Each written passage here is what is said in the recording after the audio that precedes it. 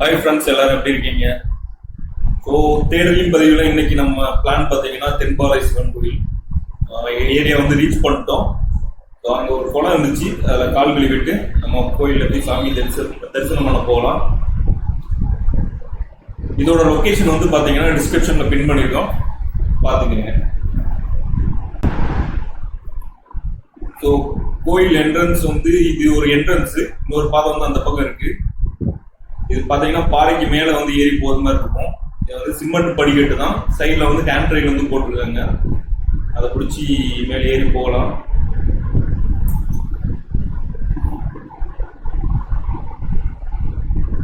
இந்த கோயில் பார்த்தீங்கன்னா சுற்றி வியூ பார்த்தீங்கன்னா சூப்பராக இருக்கும். ஸோ கண்டிப்பாக இந்த இடத்துக்கு வந்து விசிட் பண்ணி பாருங்க. நாம இப்போ பார்த்துட்டு இருக்கிறது எந்த கோயில்னா தென்பாறை சிவாமி அம்பாள் சமேத தியாகவிடங்கர் எம்பெருமான் கோயில தான் பார்த்துட்டு இருக்கோம். சுற்றி பார்த்தீங்கன்னா இயற்கை எழில் கொஞ்சம் அழகோட ஒரு குளத்தோட அருகில் தான் இந்த கோயில் அமைஞ்சிருக்கு. இது ஒரு சின்ன பாறைக்கு மேலே இந்த கோயில் அமைஞ்சிருக்கு. இது வந்து தெல்லாந்தியில் இருக்கிற தென்பாறை மண்ணடிக்கு பக்கத்தில் உள்ள தென்பாறை அப்படிங்கிற இடத்துல தான் இந்த கோயில் வந்து அமைஞ்சிருக்கு. வாங்க நம்ம கோயிலுக்குள்ளே போய் பார்க்கலாம், நம்ம எம்பெருமான தரிசிச்சுட்டு வரலாம்.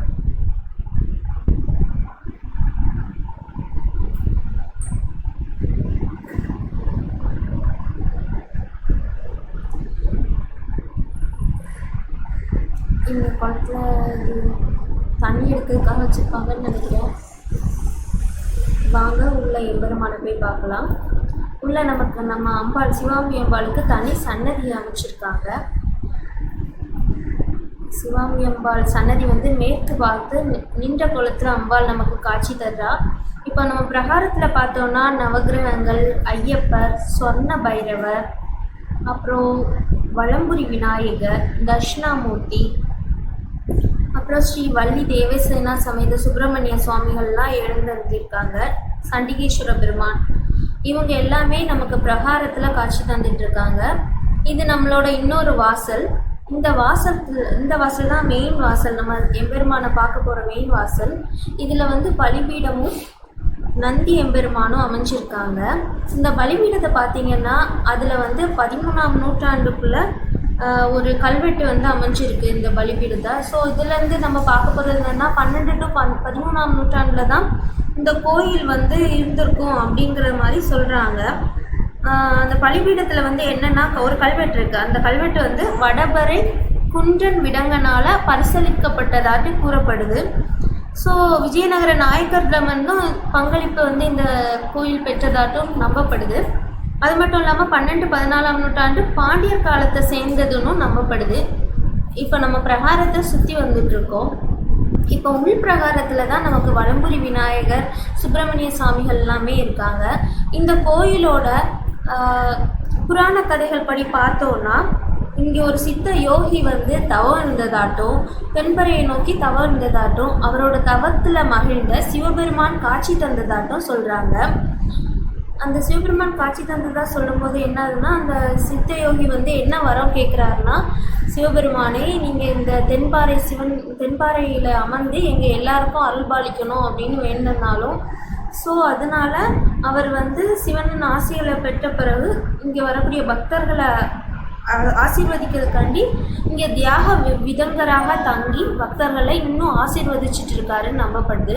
இன்னொரு புராணத்தில் பார்த்தீங்கன்னா அமிர்தத்தை கடையதுக்காண்டி தேவர்களும் அசுரர்களும் சேர்ந்து அமிர்தத்தை கடைஞ்சிட்டு இருக்கும்போது அந்த ஆழகால விஷயத்தை எம்பெருமான்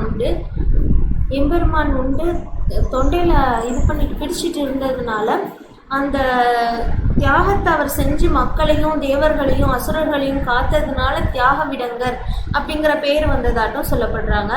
இதுதான் பார்த்தீங்கன்னா வள்ளி தேவசேனா சுப்பிரமணிய சன்னதி, இது சண்டிகேஸ்வரர் சன்னதி அமைஞ்சிருக்கு. நம்ம இப்போ நேராக பார்த்துட்ருக்க அந்த சித்திரம் தான் அந்த தவயோகி.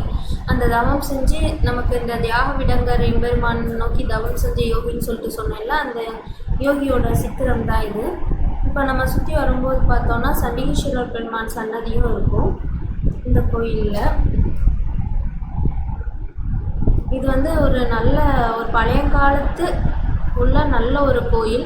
இந்த கோயிலை பற்றி நீங்கள் பார்த்தீங்கன்னா நார்மலாக வந்து நட திறக்கக்கூடிய நேரம் அப்படின்னு நீங்கள் பார்த்தீங்கன்னா தினம் காலையில் 7:30 மணிலேருந்து 9 மணி வரைக்கும் நட திறந்துருக்கும். இதே வெள்ளிக்கிழமைனா 11 மணி வரைக்கும் நட திறந்துருக்கும். மற்றும் ஸ்பெஷலான நாள் என்னெல்லாம் பார்த்தோம்னா தமிழ் மாதம் முதல் வெள்ளிக்கிழமை இங்கே திருவாசகம் நடைபெறும். அப்புறம் பிரதோஷ வழிபாடு சாயங்காலம் 5 மணிலேருந்து 6:30 மணி வரைக்கும். இதே பௌர்ணமி பூஜைனாலும் அதே டைம் தான், சாயங்காலம் 5 மணிலேருந்து 6:30 மணி வரைக்கும் ஸ்பெஷல் பூஜைகள் நடக்கும். இப்போ நம்ம பார்த்துட்டு இருக்க இந்த மலையை பார்த்தீங்கன்னா இதை தாடக மலை அப்படின்னு சொல்லுவாங்க. ராமபிரான் வந்து ராமாயணத்தில் ராமபிரான் வந்து ராட்சசியை கொன்னாங்க அப்படின்னு சொல்லுவாங்கல்ல, அந்த ராட்சசியோட உருவம் தான் இது அப்படின்னு இங்கே உள்ள மக்களால் நம்பப்படுது. ஹாய் மக்களே, இந்த வீடியோ உங்களுக்கு பிடிச்சிருக்கும் நம்புகிறேன். இந்த மாதிரி நீங்கள் எங்கள் கூட சேர்ந்து பயணிக்க தேடல்களின் பதிவு சேனலை சப்ஸ்கிரைப் பண்ணுங்கள் மற்றும் பெல் பட்டனை கிளிக் பண்ணுங்கள்.